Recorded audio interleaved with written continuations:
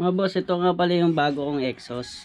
Itong Exos na to, nabili ko ng 2,000 lang. Yun po, bubuksan po natin ang Exos. Ito po yung bago ng Exos. Exos X6. Yan, bagong labas po yan. Yan po.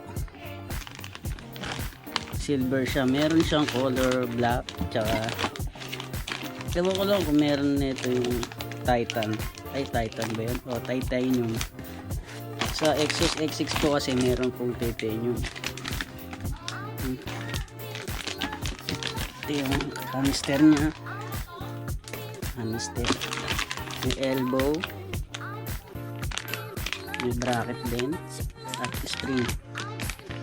Yan po. Ito mga Exos.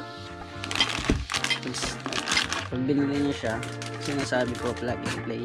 Totoo naman po na plug and play. Kaso, may bibiliin pa kayo para mas mapaganda yung pagkakabit niya.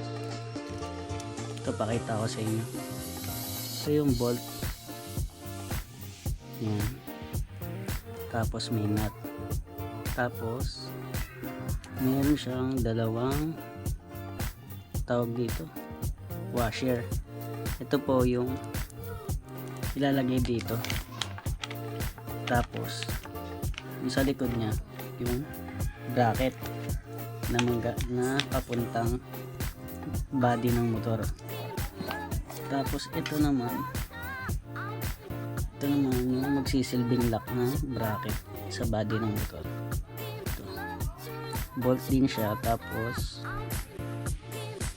ito lock washer yung tawag dito. Ito yung maghihigpit para hindi siya kakalas.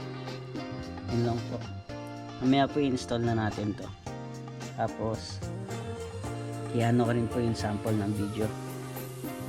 Okay, sige po.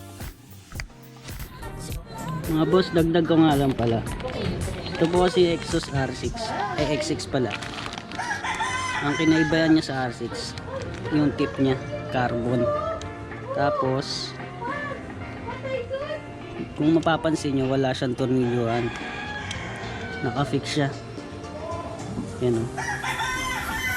Sa Exos X6 po kasi may tornilyuhan siya at removable. Plastic din po. Pero ito, style niya carbon. Yung pinagkaiba niya. Oops, medyo medium lang konti.